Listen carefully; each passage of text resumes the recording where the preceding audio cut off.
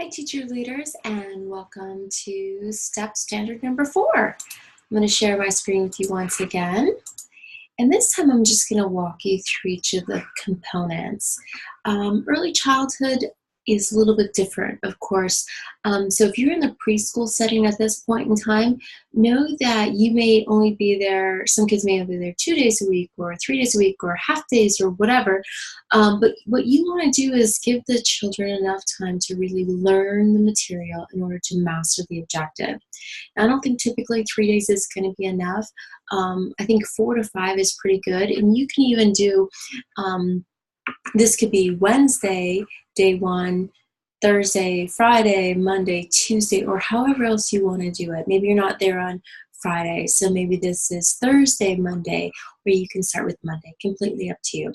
So let's talk about each of the components of the unit and lesson plan.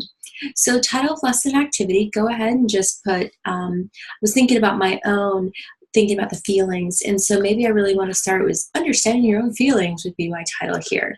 I'd go ahead and plop the objective in. This one might be a smaller component, so maybe instead of all of the different pieces about understanding the child's own and the character in the book, maybe this time I would go ahead and just do their own. So that's the way you can differentiate these different standards and objectives. And you can keep the whole standard there if you want, and just tweak the objective if necessary.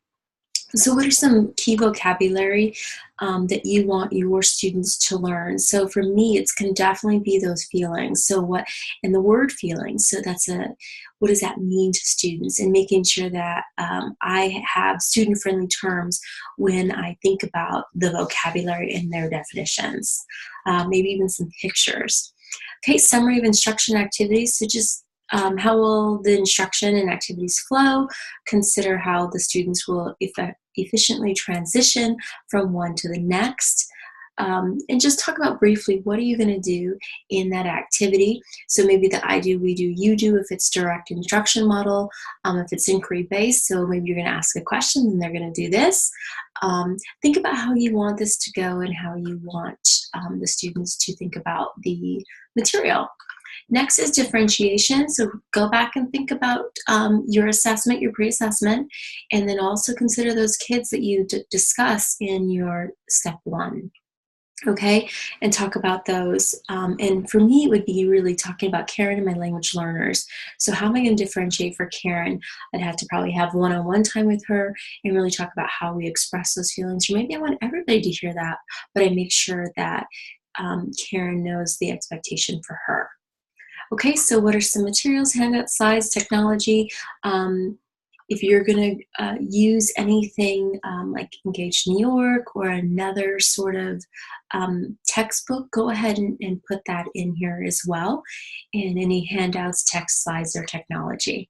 Okay, instructional engagement strategies. What are strategies you can use with students to keep them engaged throughout the unit of study? So think about, if I'm thinking about just about my feelings, my own feelings, because that's my first activity I'm going to do.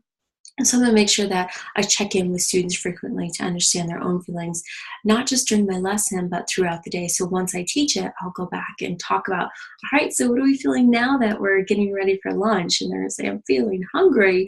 And so identifying those as well. And maybe I want to make sure that use a lot of hands-on. Maybe I've learned that my kids really like they're tactile learners, kinesthetic learners, so I want to do that.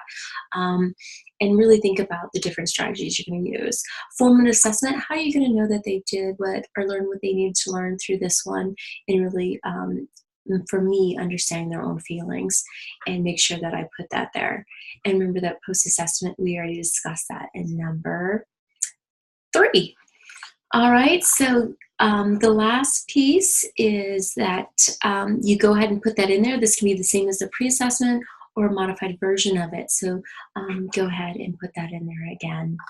I hope you're looking forward to creating this unit for your students. I'm sure they're going to enjoy it.